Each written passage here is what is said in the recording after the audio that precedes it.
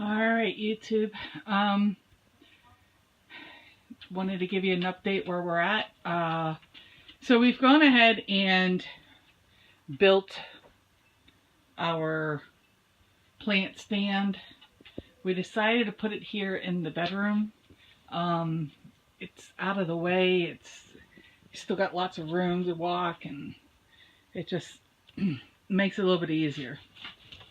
So I bought some dirt, magic dirt, organic potting soil, and we saved a bunch of K-cups, and I cleaned them out. And the nice thing about these is they already have a hole at the bottom, and when you clean them out and stuff, you can put potting soil in there, and then when you go to water, you just water down in here and it sucks up. So we have gotten quite a few plants. We just did these today. I did one flower, some clematis, but we have some Brussels sprouts and cabbage, and what do we have back in here? Eggplant and celery. The ones that should go out like early. And then over here, I've done all of our herbs. So we have a whole bunch of different herbs. Cilantro, summer savory, some sage, some purple oregano, some sweet oregano, or some purple basil, sweet basil, thyme, oregano, parsley, chives. We did stevia. That's one of the new things that we're doing this year. We did 5 of them. We got some eggplant, and we also did some cantaloupe and watermelon. And the reason I decided to start those early is because they don't always do well for me. The biggest one I've gotten is like a handful like this, and I got a small, tiny watermelon. So I'm going to try and start them indoors. We've already turned the lights off. Nothing's growing yet, of course. But we also have some okra. And I don't know if you've ever tried to do some okra. But here, let me get some of the water down. This is the only way I've found to do okra, is to put it on a wet paper towel, put it in a plastic bag, zip it up, and let the okra sprout that way, and you'll be able to find out which ones are good and which ones are not good. So that's what I did here. Any okra that's left over, we'll sell at the farmer's market, or, I'll can it. But we do have some heating mats, and that's probably the biggest thing that you have to worry about. If you're going to start plants inside, you've got to get some heating mats. These don't cost much. I think I paid like $12 each for these, and they go from here and they go all the way across to here. So they're about 4.5 feet long, so which makes it nice.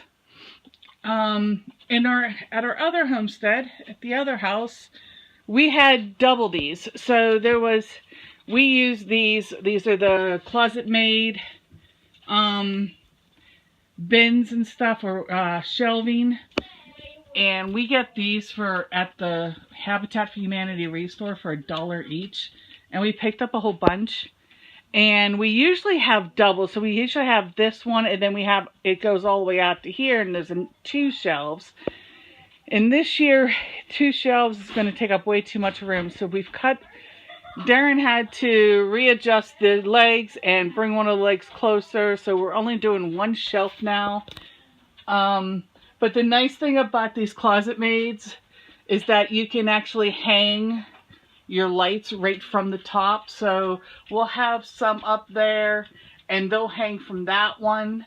And then we have this one here that's hanging from here. And then we have another shelf down here that's going to hang from this one. As we go through and get started with all of our stuff. Right now it's just a few things, so we only need the 1 shelf. We're not going to start the tomatoes for a couple more weeks yet. This is only the 3rd week of February, so Some of this we want to get started just to get an idea and get it going and have a pretty good yield on it. But that's probably the biggest thing. If you're going to start things indoors, you want to have a heating mat. As you notice, I'm using these tin. There's a reason for that, because it absorbs the heat easily. The aluminum absorbs the heat, so when you go to put water in here, the water will be warm, and then it'll suck up into these, and it'll keep the seeds warm. So that's probably the biggest thing you're going to want to get is some heating mats. If you don't have a heating mat, get a heating pad, because not everything needs to have a heat on at all times. Like once they start sprouting and stuff, on the Brussels sprouts and stuff, I'm going to pull them off. They don't mind being in the cooler air. You just got to get them started. Seeds do really well starting when they're in warm environments. So this will keep it, this usually keeps it at around about 72 degrees. There's no on-off, I mean, just an on-off switch. There's no thermostat or anything on it. It's usually, but it does say it keeps around about 72 degrees. They do come with extra hookups, so you can actually go one to the other, and only have to plug in one. So there is extra hookups on these. Same thing with this. So that kind of makes it nice. So if you need to plug something in, you can plug it into here, and it will run off of this. You could take this and actually plug it from, I guess, to another one, or so on and so forth. So these just are really, really super handy. Now, as far as the shop lights that we have in here, these are just regular shop lights. We got these at Lowe's, and they're kind of dirty, but the biggest thing on the lights is that you want different types of lights. There are different, there's like T1s, and there's T2s, and there's T3s. You want different ones. Do not put all the same ones on there, because each one has its own infrared, or UV lighting is what I guess you would call it. The UV lighting is different on each one, and by putting in different ones, it allows you to more mimic the sun. And you will actually find that some plants prefer one over the other. And then the other plants, some plants prefer the other one over that one. And so it's funny, because some plants will go towards one and the other plants will go towards the other. It really depends on the type of plant and what it likes. But by having different ones, it allows for all your plants to be good. And we've always started them this way. The first year we just had regular, all the same fluorescent lights in there, and they were getting spindly, and even though we had them really close, these will actually go down even more.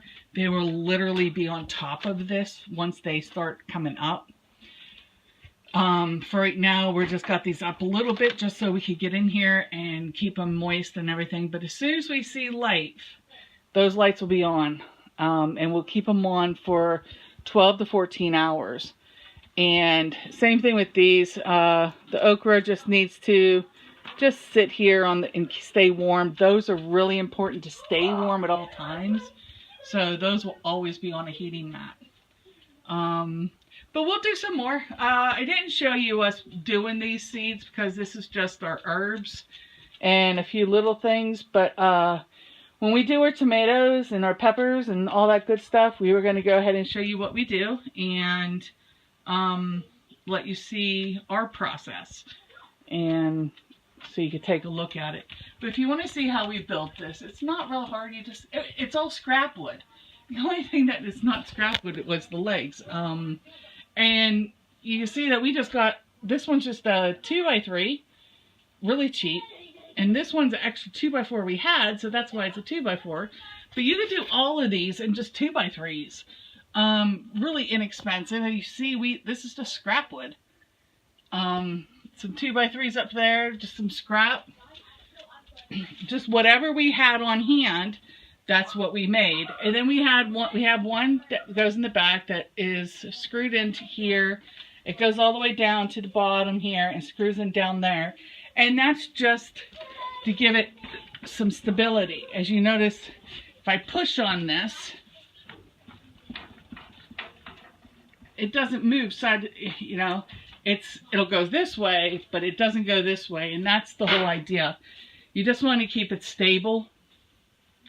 But, I mean, that's what we do. And, you know, the bottom shelf we usually just keep for all of our stuff. Those are our extra seeds.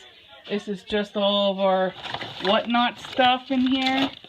Things that we just use for gardening. Some stuff that's not used for gardening, but it's just a little bit of everything. But, yeah, I mean, that's what we do. And if you have any suggestions, you think how we can improve this in any way, you know, let us know.